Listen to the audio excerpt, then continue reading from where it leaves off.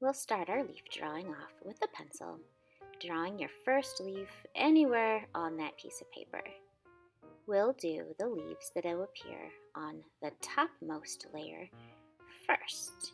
So draw quite a few, maybe have a few go off of the edge, and turn your paper so you can draw them in different directions. You don't need to make the stem thick unless you'd like to. On a few of mine, I thickened the stem, but most of them it's just a little stick. Don't worry about the veins in the leaves just yet. When you want to show overlap, you're just drawing a part of the leaf. You won't need to do the entire shape. This will save you a lot of erasing. Try to fill as much of your paper as possible. You want to make sure that you don't draw your leaves too tiny, or you may be drawing for hours. Next, we'll Sharpie all of our beautiful pencil lines. If you don't have a Sharpie or permanent marker, you'll want to use a black crayon or a black colored pencil. Don't use washable Crayola marker on this, because we will be using a painting technique. Even if you don't have paint, we can make this work, and we don't want those black lines to smudge or blur.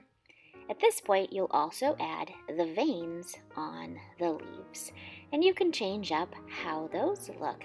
But since we are using repetition or repeating, by repeating our shape or by repeating those veins in our leaves, this helps create movement within the art, helping move the viewer's eye around the artwork.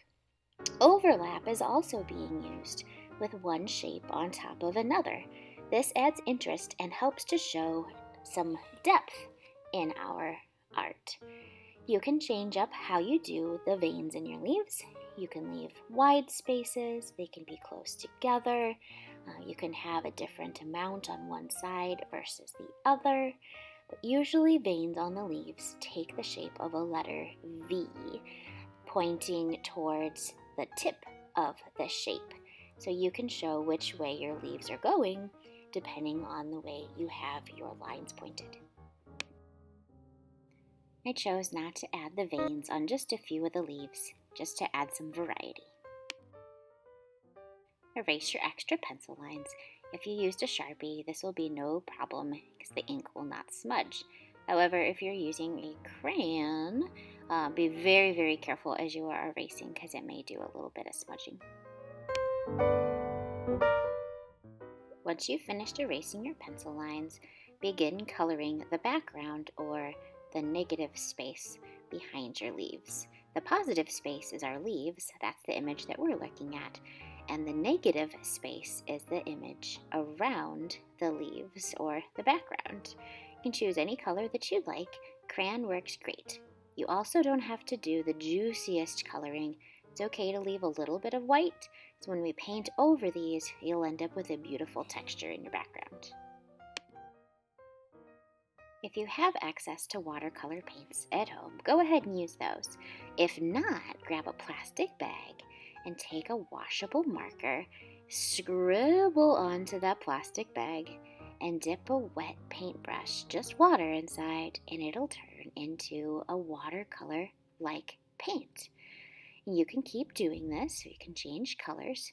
I chose the fall leaf colors, so the warm colors, a little bit of green, and the neat thing is if you mix your red and your orange together, you can get some tertiary colors, the color red-orange. Or if you mix your orange with your yellow, you can get the tertiary color yellow-orange. It dries pretty quickly too, so if you want some variety in your colors, you can paint over the top to have some interest. When you're ready to clean off your paint palette, grab a Kleenex or paper towel and simply wipe it clean. Keep playing around with adding colors onto your baggie, remembering how colors mix. So colors next to each other on the color wheel will always look good mixed. It's like your red and your orange to make red-orange, or your yellow and a green to make yellow-green. You can paint all of your leaves. Try to arrange them so two colors aren't touching, or the exact two colors aren't touching. If you want, you can even do some halvesies, where you have a half red leaf, half yellow leaf. Fill in all those beautiful leaves. If you're using actual watercolors, you can still do your mixing on a bag if you'd like. That'll help you keep your paint set nice and clean.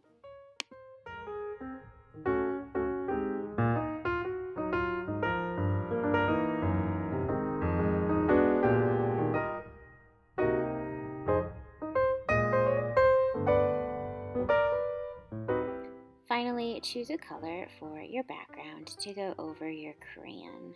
I chose black. I like the way the black kind of deepened the whole tone of the painting and just looks real natural. Your crayon will act as a resist, meaning the paint that you add on top will not cover the crayon. Instead, it'll just fill in the gaps. If you have too much paint or pigment on your brush, you may need to take a Kleenex or paper towel and gently dab or just spread that out, and it will end up filling in those cracks.